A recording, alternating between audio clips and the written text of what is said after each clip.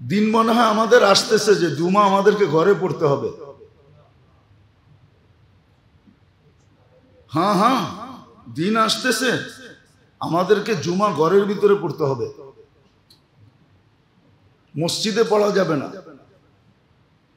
কেন মসজিদে তো সবাই নিজের আধিপত্য দেখাবে, একদিন আসবে, অচিরই আসতেছে, সব লিখিত আসবে, সবার আধিপত্য মসজিদে চালাবে, খতিব ইমাম মুয়াজ্জিনদের চাকর মনে করবে।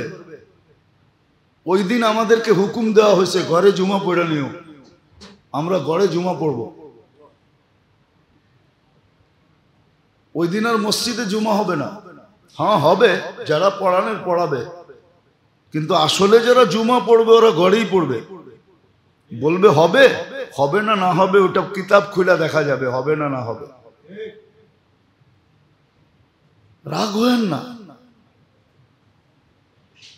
আজকে অনেক দিন ধরে দেখতেছি, প্রত্যেকবার বলি দরজার কাছে যারা থাকে তাদের দায়িত্ব হলো ঢুকছে ওইখানে বসায় দেন। কে ঢুকছে এটা দেখার বিষয় না, মসজিদ আল্লাহর ঘর, সব সমান,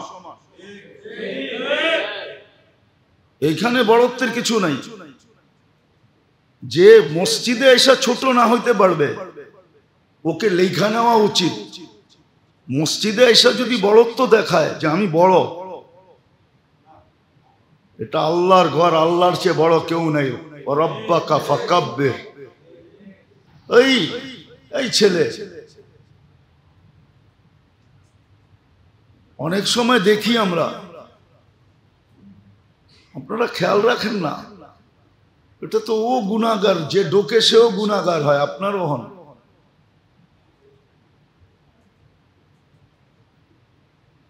কথা কিন্তু আমরা মনের থেকে বলি না, উপর থেকে আসলে বলি, নাইলে বলি না।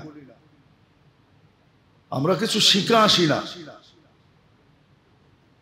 বারবার বলা হইতেছে যে গায়ের উপর দিয়ে ডেঙ্গায় জুমার দিন না আসা, হাদিসে সাপ নিষেধ আছে বুখারীতে।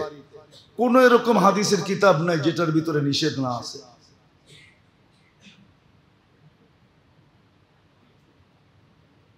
রাগ হেন না, আমরা ভালো চাই, খারাপ চাই না। যারা দরজার কাছে থাকে তাদের এটা, হ্যাঁ ঢুকছে ওইখানেই বসায় দেন। আরেকজনের কান্দের উপর দিয়ে ঠেলতে ঠেলতে ঠেলতে ঠেলতে ভিতরে ঢুকবে।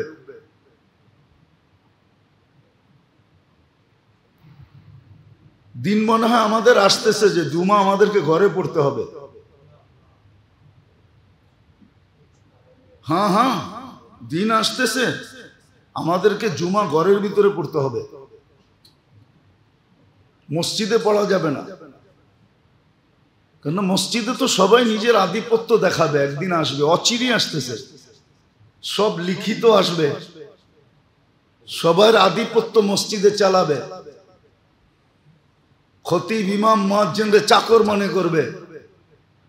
ওই দিন আমাদেরকে হুকুম দেওয়া হয়েছে ঘরে জুমা পড়ে নিও, আমরা ঘরে জুমা পড়ব। ওই দিন আর মসজিদে জুমা হবে না। হ্যাঁ হবে, যারা পড়ানোর পড়াবে, কিন্তু আসলে যারা জুমা পড়বে ওরা ঘরেই পড়বে। বলবে হবে, হবে না না হবে ওটা কিতাব খুলে দেখা যাবে, হবে না না হবে। রাগ হয়েন না, আজকে অনেক দিন ধরে দেখতেছি, প্রত্যেকবার বলি দরজার কাছে যারা থাকে তাদের দায়িত্ব হলো ঢুকছে ওইখানে বসায় দেন। কে ঢুকছে এটা দেখার বিষয় না, মসজিদ আল্লাহর ঘর, সব সমান, এইখানে বড়ত্বের কিছু নাই। যে মসজিদে এসে ছোট না হইতে পারবে ওকে লেখা নেওয়া উচিত। মসজিদে এসে যদি বড়ত্ব দেখায় যে আমি বড়, এটা আল্লাহর ঘর, আল্লাহর চেয়ে বড় কেউ নেই। রব্বাকা ফাকাব্বির। বুঝেইছেন? তুমি লজ্জা করো, 4টা মাস গুনার ব্যাপারে লজ্জা করো। গুনার ব্যাপারে লজ্জা করো, আমিও শাস্তির ব্যাপারে লজ্জা করব। গুনার ব্যাপারে এই 4 মাস লজ্জা করা উচিত। জিলকাদা, জিলহজ্জা, মুহররম, রজব, আল্লাহকে লজ্জা করো। হারাম মাস এই চারটা, বড় আল্লাহর কাছে বড় দামি মাস। শাহরুল হারাম বলে, এই জন্য বলছে 4 মাস গুনার ব্যাপারে লজ্জা করো। এই 4 মাসের লজ্জা তোমাকে বাকি 8 মাসেরটা পোষায় দিবে। 8 মাসেরটা পোষা যাবে। যদিও আমাদের দেশে এটা নিয়ে আলোচনা নাই, ইরান তুরান নিয়ে আলোচনা আছে, এদিক ওদিক নিয়ে আলোচনা। দেখেন না মাঝে মাঝে মিডিয়া এক এক আলোচনা নিয়ে কেমন চলতে থাকে।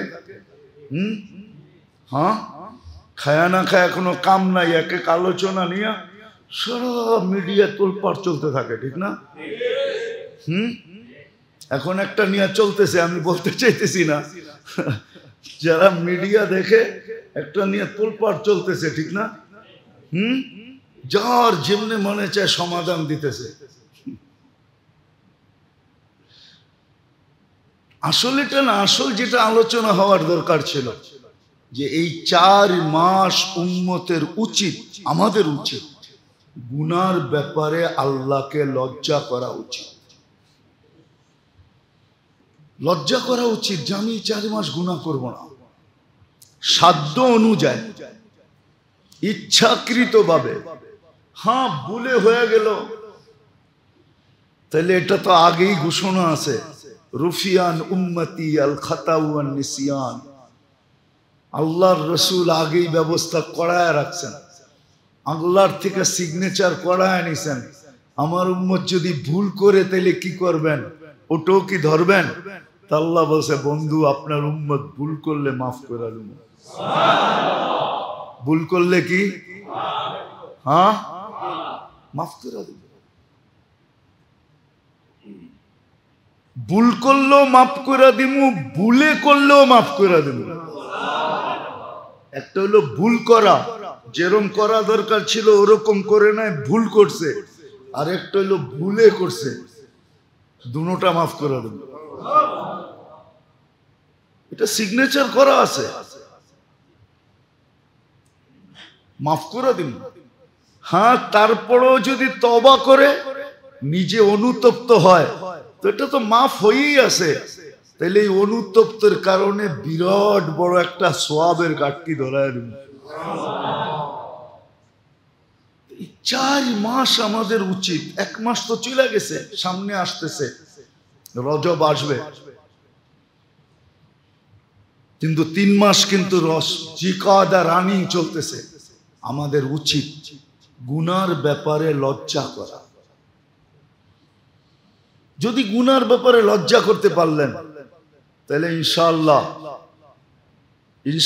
আশা করা যায় হিসাব কিতাবের সম্মুখীন হতে হবে না, আল্লাহ লজ্জা করবে।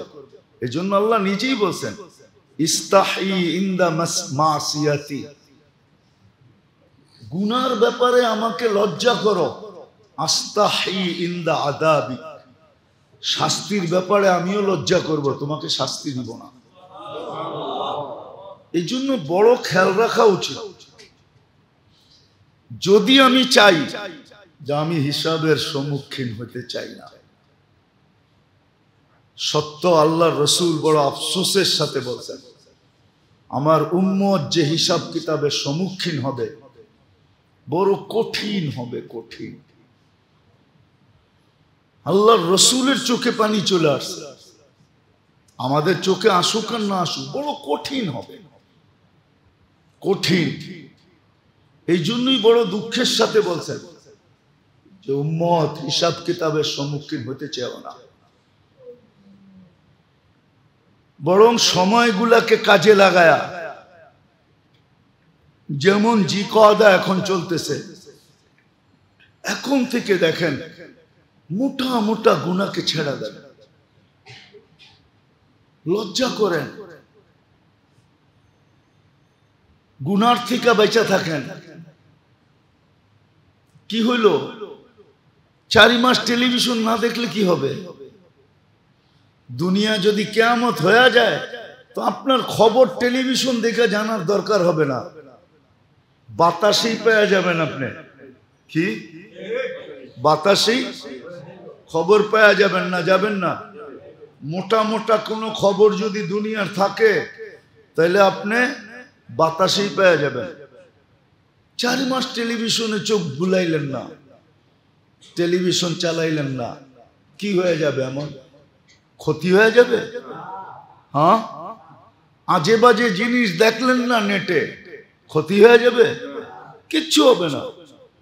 এই কথা মনে করা যে 4 মাস আমি মোটা মোটা গুনার থেকে বাঁচতে চাই। 4 মাস পাবন্দির সাথে নামাজ পড়েন, জামাতের সাথে পড়েন। ও মেরে দোস্ত, কেমনে আপনা করে বুঝাবো? কোন উম্মতের জন্য সুযোগ ছিল কিনা আমি জানি না। এই উম্মত যদি কিছুও না জানে, নামাজের একটা সূরা না জানে, দুরুদ শরীফ না জানে, দোয়ায়ে কুনুত না জানে, আত্তাহিয়াত না জানে, শুধু ইমামের সাথে যদি উঠক বৈঠক করে, উঠক বৈঠক বুঝেন কি? উঠক বৈঠক বুঝেন? উঠ বস বুঝেন? উঠে আর বসে ইমাম যেমন করে অমন করে, তারপরে তো আল্লাহ বলতেছেন তোমার নামাজ কবুল। কেন? তোমার দায় দায়িত্ব আমি ইমামকে দিয়া দিছি। এই উম্মতের জন্য তো ইমাম এই জন্যই রাখছেন, নাহলে তো ইমামের দরকার ছিল না। টাকা দিয়ে ইমাম রাখবেন কেন? আবার আমার মতো কর্কশ ইমাম, আবার এত কথা শুনবেন কেন? দরকার তো ছিল না। এই জন্যই তো উম্মতকে ইমাম দিছেন, যে পুরা গাড়ি ইমাম চালায়া নিয়ে গন্তব্যে পৌঁছায় দিবে। পিছে আলারা কি জানে আর না জানে এটা বিষয় না, ইমামের উপরে দায় দায়িত্ব। আর সুযোগ কই পাবেন? কোন উম্মতকে তো এই সুযোগ দিছে বলে আমার মনে হয় না। কোন 1.25 লক্ষ উম্মতের ভিতরে কাউকে দেন নাই। খলিলের উম্মতকে দিছেন কিনা জানি না, কালিমুল্লাহর উম্মতকে দিছেন কিনা জানি না, রুহুল্লাহর উম্মতকে দিছেন কিনা জানি না, সফিউল্লাহর উম্মতকে দিছেন কিনা জানি না। উপাধি তো এক একটা বিরাট বিরাট দিছেন, কিন্তু উম্মতকে কিছু দিছেন কিনা জানি না। কিন্তু মনে হয় সবই সর্বশেষ বিদায়, যে এরপরে তো আর কোনো উম্মত নাই, আমাদের নবীর পরে কোনো নবী নাই। এই জন্য মনে হয় সব উঠায়া আমাদেরকে গোসল করায়া দিছেন, সব আমাদেরকে দিয়া দিছেন, আর কিচ্ছু রাখেন না নিজের কাছে, সব আমাদেরকে দিয়া দিছেন। এই জন্য মেরে দোস্ত, এই সময়গুলোর মূল্যায়ন করেন। 3টা মাস গুনার ব্যাপারে লজ্জা করে, যেন গুনাহ না হয়, নেকের যেন পাবন্দি হয়, কমসে কম 5 ওয়াক্ত জামাতের যেন পাবন্দি হয়। গড়ালাদেরকে বুঝান, ছেলে পেলেকে বুঝান যে বাবা এই কয়টা মাস আমরা গুনাহ করব না। আজকে কিন্তু আল্লাহ আমাদের উপরে বড় নারাজ, আর হওয়াই স্বাভাবিক, হওয়াই স্বাভাবিক, হওয়াই স্বাভাবিক।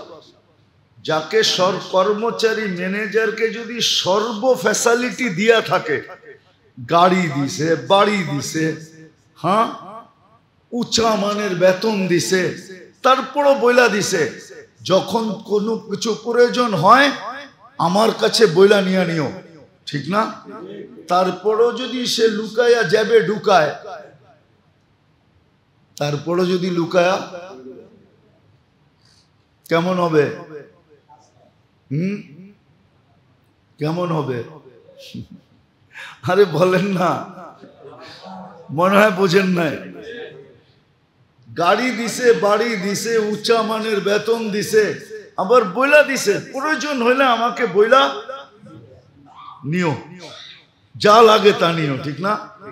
তারপরে যদি না বইলা চুপে যাবে ঢুকায়, বলেন আপনি কি করবেন? হ্যাঁ, কি করবেন? হ্যাঁ, আরে বলেন না কি করবেন? শুধু চাকরি যাবে? হ্যাঁ, ওর মতো কপাল পোড়া কেউ আছে নাকি? সমাজ কি বলবে? বেটা তোর মতো কপাল পোড়া নাই কেউ, গাড়ি দিল, বাড়ি দিল, এত বড় বেতন দিল, আবার ডিগলার দিয়া বইলা দিল যখন যা প্রয়োজন হবে আমাকে বইলা নিও। তারপরও তুই লুকায়া যাবে নিলি, তোর মতো নিমক হারাম।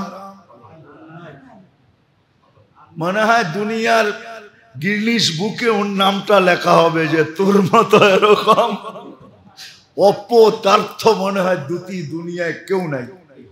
ঠিক আপনিও ভাবেন, আমরাও তো আল্লাহর সামনে আমাদের চেয়ে অপদার্থ কেউ নাই। আজকে আল্লাহ নারাজ তো এই জন্যই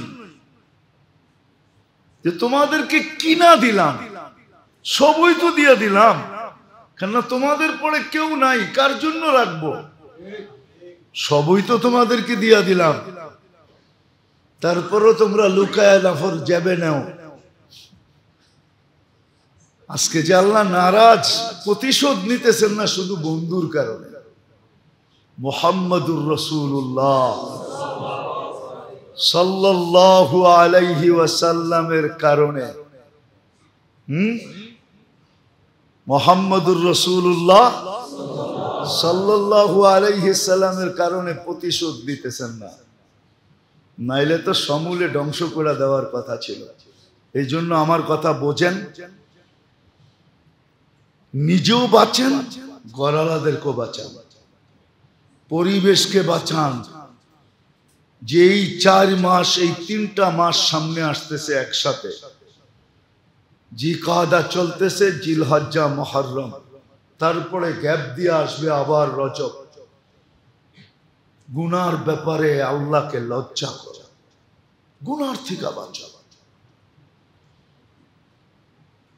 নেক সাধ্য অনুযায়ী করো, সাধ্য অনুযায়ী নেক করে, যতটুকু সম্ভব করা নেক করেন,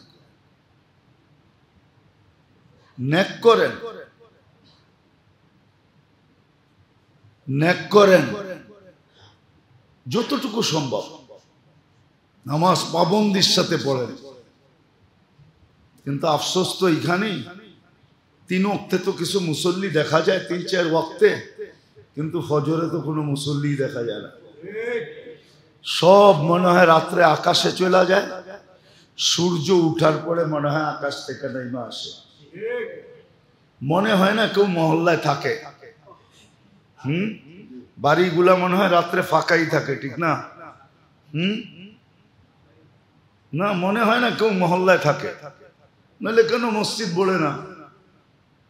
আগেও বলছিলাম, এখনো বলতেছি, মনে উঠলো এই জন্য বলতেছি, কালকেও বলছিলাম, ইদানিং খুব বলতেছি, কেননা ইহুদিদের কিতাবে এখনো লেখা আছে। ওরা কিন্তু ওদের কিতাবের কথা খুব মানে, আমরা মানি আর না মানি, কিছু বিষয় ওরা খুব মানে।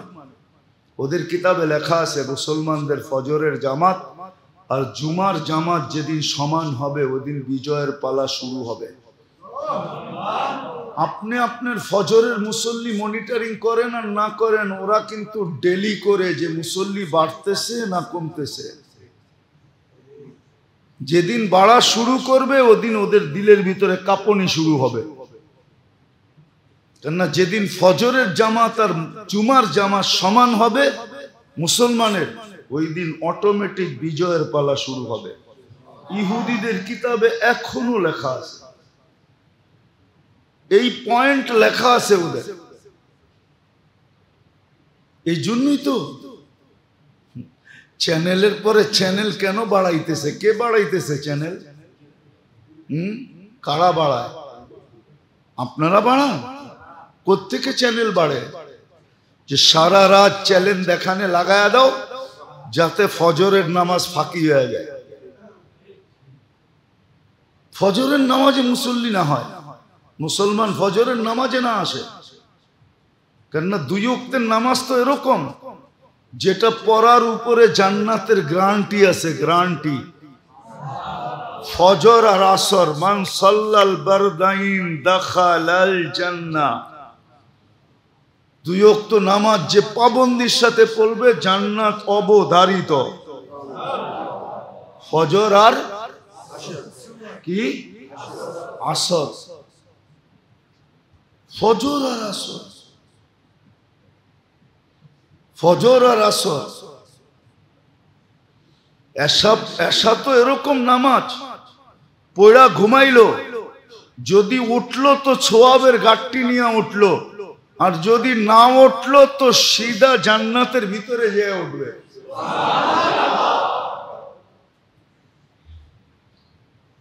জান্নাতে যে ঘুম ভাঙবে, তো এরকম নামাজ।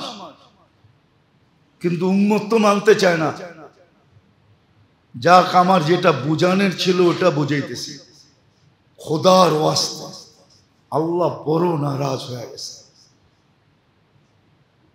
আল্লাহ আমাদের উপরে বড় নামাজ, উম্মতের উপরে। এই জন্য এই 3 মাস জিকাদা, জিলহজ্জা, মুহররম লেখা আছে, আমরা তো শিখি না। কবরের সুয়াল জবাব থেকে বাঁচা যায় এরকম একটা পদ্ধতি না, 60টা পদ্ধতি লেখা আছে। কয়টা? 60টা পদ্ধতি লেখা আছে। কিন্তু কয়টা শিখছি কোনোদিন জিজ্ঞাসা তো করি নাই যে কবরের সুয়াল জবাব থেকে কিভাবে বাঁচা যায়। গতকালকে সূর্য ডুবার থেকে নিয়ে আজকে সূর্য ডুবা পর্যন্ত যে মারা যাবে শুক্রবারে, তার কবরে সুয়াল হবে না। কিন্তু আপনি কয়দিন চাইছেন আল্লাহ শুক্রবারে মওত দিন? কয়দিন 2 রাকাত পড়ছেন বলেন?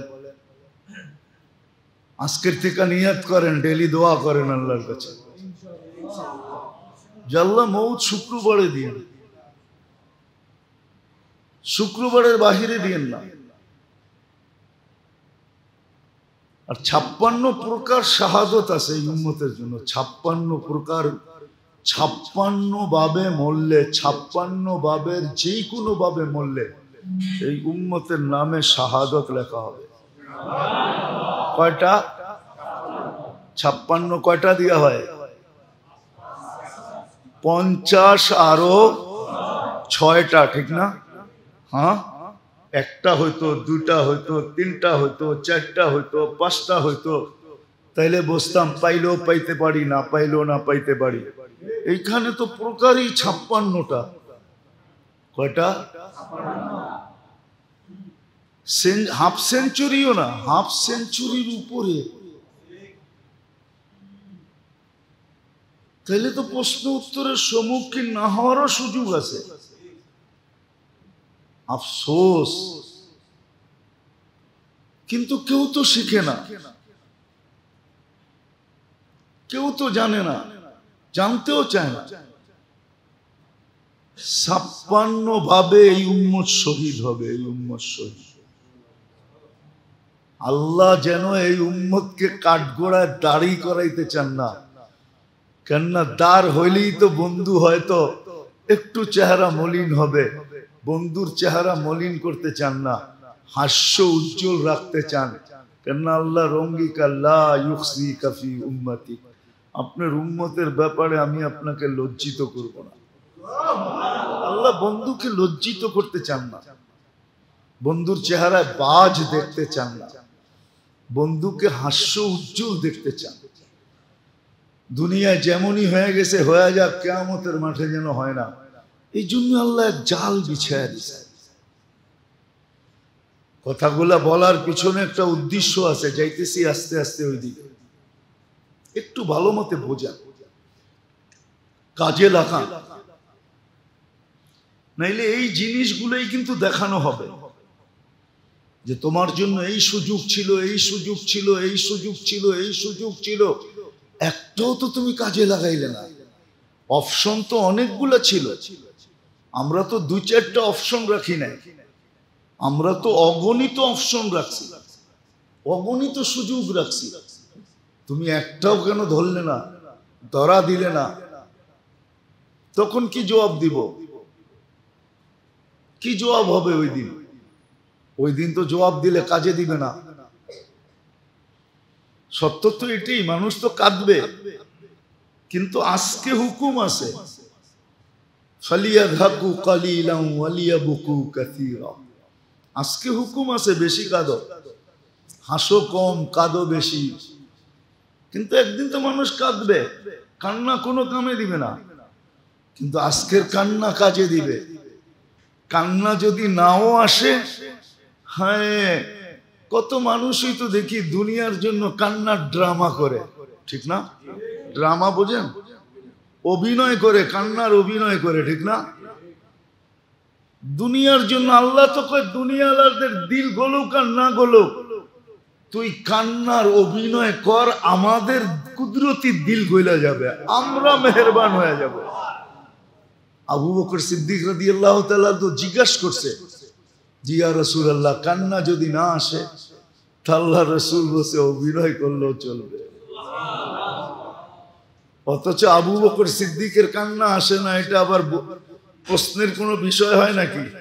উনি তো সারাদিনই কাঁদতেন, ঠিক না? কিতাবে আছে। মক্কালার আয়েশা বলছে, আবু বকর কোরআন পড়ো তো পড়ো, ঠিক আছে, কিন্তু সাথে সাথে যে কাঁদতে থাকো, তোমার কোরআন পড়া একদিক দিয়ে আমাদের ঘরকে আউলায়া দেয়, তোমার কান্না আরেক দিক দিয়ে আউলায়া দেয়। দুই বাতাসে আমাদের ঘর সব উল্টে যাইতেছে, মহিলারা মন গইলা যাইতেছে, বাচ্চারা পর্যন্ত মুসলমান হওয়া শুরু হয়ে গেছে। কোরআন পড়ো পড়ো, সাথে কাঁদো কেন? উনি জিজ্ঞাসা করতেছে, কান্না যদি না আসে কি করব? আল্লাহর কাছে তো অভিনয় গ্রহণযোগ্য।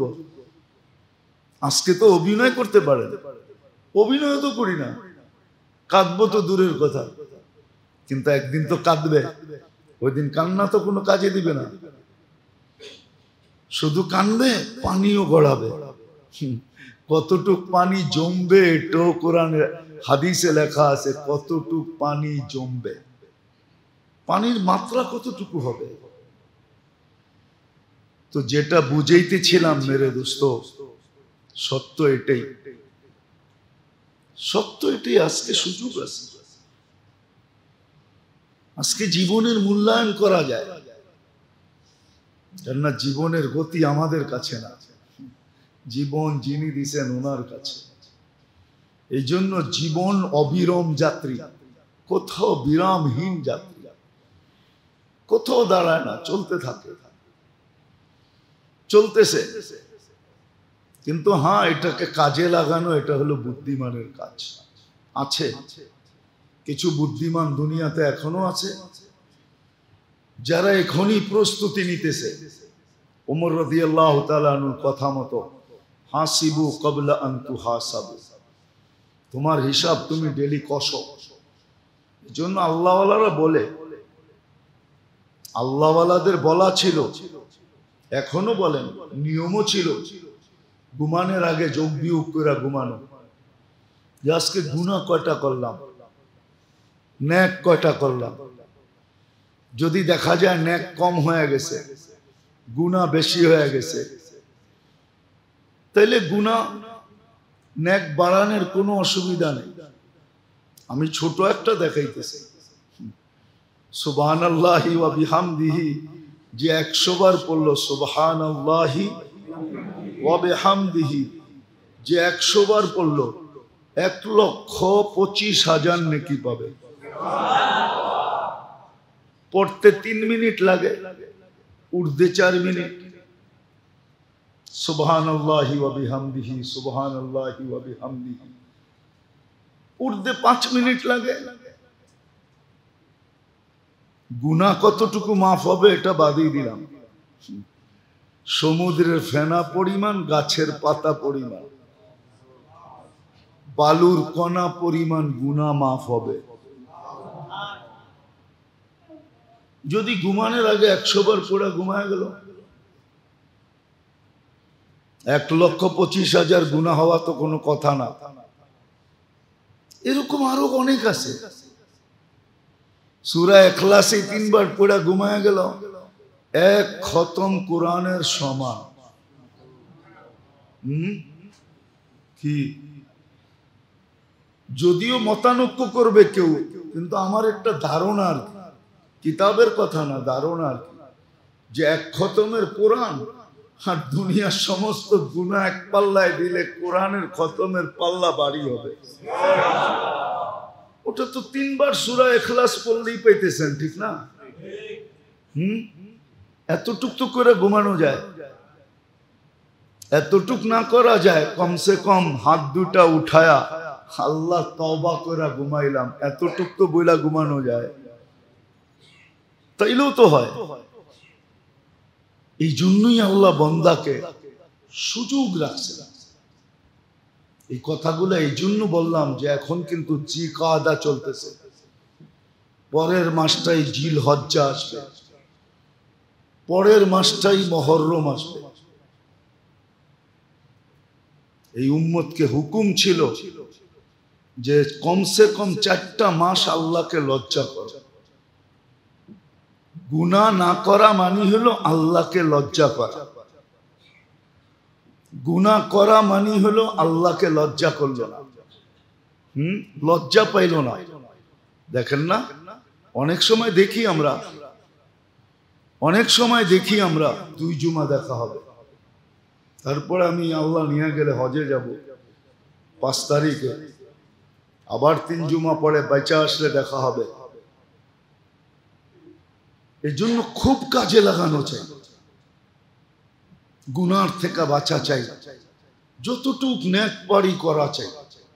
ইস্তেগফার করেন খুব, দোয়া করেন খুব, তাসবিহ পড়েন খুব, 5 ওয়াক্ত নামাজ বাজামাত করি। করালাদেরকেও বলি, করালাদেরকেও বলি 4 মাস এরকম করে আল্লাহকে দেখায় দেয়। হ্যাঁ, সত্য এটাই, সত্য এটাই। একটা হাদিস মনে উঠলো, এই জন্য বলতেছি। ফেরেশতাদের শিফট পরিবর্তন হয় 2 বেলা। কয় বেলা? ফজরে আর আসরে। একদল ফেরেশতা ফজরে জমিনে আসে, ওরা আসরে উঠে চলে যায়। আরেক দল ফেরেশতা আসরে আসে, ওরা ফজর পর্যন্ত ডিউটি করে। তো যখন উপরে যায় আল্লাহ জানে, তারপরে জিজ্ঞাসা করে কাইফা ওয়াজাদতুম ইবাদি ইযা আতাইতুম, তোমরা জমিনে যখন আসছিলে, গেছিলে, পড়ছিলে, আমার বান্দাদেরকে কি অবস্থায় পেলে? তো ফেরেশতারা বলে আতাইতুহুম ইউসাল্লুন, আমরা যা দেখছি সব ফজরের নামাজে। আবার জিজ্ঞাসা করে ইযা ওয়াজাদতুম ইবাদি ইযা তারাকতুম, যখন ছাইরা আসতেছিলে তখন কেমন দেখলে? তো বলে তারাকতুহুম ইউসাল্লুন, যখন ছাইরা আসতেছিলাম তখনও দেখছি নামাজে, তখনও দেখছি নামাজে। হাদিস অনেক লম্বা। তা আল্লাহ বলে ঠিক আছে, পুরাটা সময় নামাজ লেখা রাখো। পুরাটা সময় কি? একটা উদাহরণ দিলে বুঝে আসবে। মনে করেন আপনার প্রিয় ভাজন বা আপনার সন্তান বা আপনার আপনজন, ছোট কেউ, আপনি যাইতেছেন, দেখতেছেন আড্ডা দিছে, ঠিক না? কোথাও বসে আড্ডা দিতেছে, আপনাকে দেখা সে উঠা চলে গেছে। আপনি একটু চোখ গরম করে দেখছেন, সে বুঝা ফেলছে, চলে গেছে, ঠিক না? 2-3 ঘন্টা ঘুরা আবার আয়া বসছে, ঠিক না? সে ভাবছে বাবা আর এই রাস্তায় মনে হয় নাও আসবে, ঠিক না? 3 ঘন্টা হয়ে গেছে তো, ঠিক না? কিন্তু আপনি আইসা দেখছেন আবার বসা আছে, ঠিক না? তা আপনি কি বলবেন? যাওয়ার সময় দেখলাম এখানে বসা আড্ডা দেশ, আইসো দেখি তুই এইখানে বসা, এইখানে বসা করস কি? কেন না প্রথম একটু চোখ গরম করছেন, এখন মাথাটাই গরম হয়ে গেছে। 3 ঘন্টা ধরে তুই এনে বইয়া করস কি, ঠিক না? কিন্তু ও 3 ঘন্টা ছিল না, ও কিন্তু আপনার চোখ গরম দেখেই উঠে গেছে গা, ঠিক না? কিন্তু ভাবছে 3 ঘন্টা তো হইলো, বাবা মনে হয় এখান দিয়ে আর আসবে না, বড় ভাই মনে হয় এখান দিয়ে আসবে না, মুরব্বী মনে হয় এখান দিয়ে আর আসবে না, আবার আইসা বসে গেছে। কিন্তু আপনি কি বললেন? যাওয়ার সময় দেখলাম বাবা, আসার সময় দেখলাম বাবা, তুই করস কি এখানে? দললেন চুলটায়, দল খুললেন জুতা আর পিটানি শুরু করলেন, ঠিক না? কিন্তু বেচারায় কিন্তু মধ্যখানে 3 ঘন্টা ছিল না। আল্লাহ এরকমই বলে যে পুরাটা নামাজ লেখা রাখ। এই জন্য এই 3টা মাসে উচিত আমাদের আল্লাহকে রাজি করার জন্য, খুশি করার জন্য গুনার ব্যাপারে খুব সতর্ক থাকা, গুনার ব্যাপারে খুব লজ্জা করা, সাধ্য অনুযায়ী আমল করা। আর জিলহজের 10 দিন, জিলহজের যেদিন থেকে শুরু হবে, জিলহজের চাঁদ যেদিন থেকে দেখা হবে, 1 তারিখ থেকে শুরু হবে যেদিন থেকে, ওই 10 রাত্রকে কাজে লাগানো চাই। 10 রাত্র 10 লাইলাতুল কদরের সমান। 10 দিন প্রতিদিনের ইবাদত 1 বৎসরের ইবাদতের সমান। এই জন্য এটাকে খুব কাজে লাগানো চাই, খুব কাজে লাগানো চাই। আরাফার দিনের রোজা রাখা চাই 9 তারিখে, উচিত। ছোট ছোট কিছু করেন, সারা বৎসর পারি না, মাঝে মাঝে তো সুযোগ দিছেন আমাদেরকে, উম্মতকে কমসে কম এটা দেখানো উচিত। হ্যাঁ, দুনিয়ার ব্যাপারে যদি শোডাউন করতে পারেন তাহলে আল্লাহর সামনে শোডাউন করতে অসুবিধা কি?